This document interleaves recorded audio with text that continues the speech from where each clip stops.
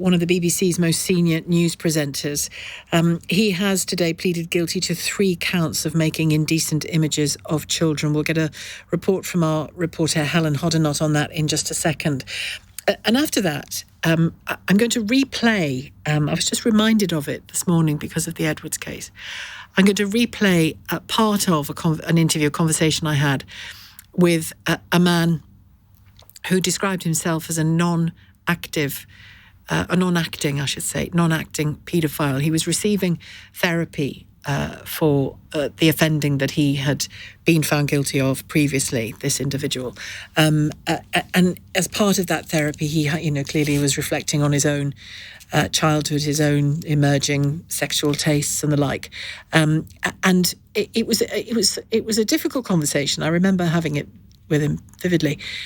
Difficult conversation, but one that I thought was necessary because the kind of offending that we are seeing online, some of which we will hear about in relation to Huw Edwards as he pled guilty this morning, but the kind of offending that we are seeing, again, much like what we were talking about in the first 2 hours of the programme, has been heavily further fuelled by the existence of social media and online material. Sometimes that online material generated by active abuse of children, and sometimes that online material generated by the young people themselves in what they think is a fun online relationship or moment when in fact it's exploitative in nature. And the man we'll hear from in just a moment, who has been convicted along these lines, images found on his computer, but was taking action to try to contain his behaviour, both therapeutically and as a sex offender.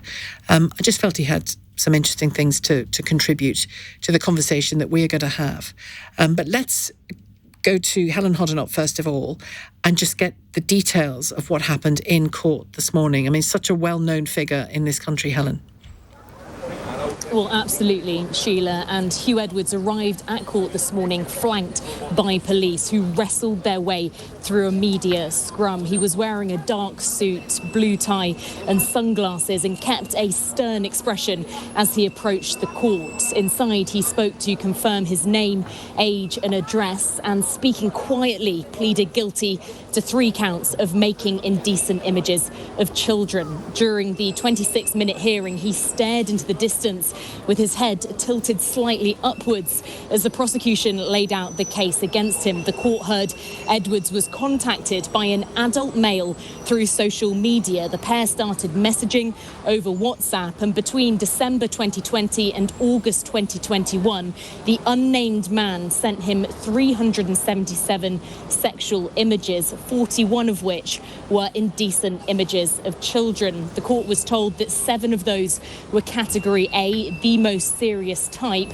involving children estimated to be between 13 and 15, but 1 was aged between 7 and 9 years old. The final indecent image was sent in August 2021. It was a Category A film featuring a young boy. The man, who remained unnamed, told Edwards that the child was quite young looking, that's a quote, and that he had more images which were illegal. Edwards told him not to send any illegal images, and after that no more were sent, though the pair continued to exchange legal pornographic content until April 2022. Now, the charges are for making indecent images, which, according to the Crown Prosecution Service, can have quite a wide definition in the law, which includes receiving them via social media and reflecting that. Edwards' barrister told the court that there's no suggestion in this case that Mr. Edwards has, in the traditional sense of the word, created any image of any sort. He added that Edwards did not keep any images, did not send to anyone else, and did not and has not sought similar images from anywhere else. But charities today have commented on the damage this activity can cause, with an NSPCC spokesperson saying that online child sexual abuse offences can have devastating impact on victims, and we should be in no doubt about the seriousness of Edwards' crimes. Now, he's due to be sentenced on the 16th of September. He could face years in prison. Or the prosecuting barrister told the court today that where there is the prospect of rehabilitation, a community order and sexual offender treatment programme could be considered as alternatives to a custodial sentence. And of course, we learned earlier this week that Edwards was arrested in November last year. He resigned from the BBC in April and was charged last month. The corporation hasn't responded to LBC's questions about what the BBC knew when, as Edwards continued to be paid his full wage until his resignation. Thank you very much, Helen. Helen Hoddinott reporting there.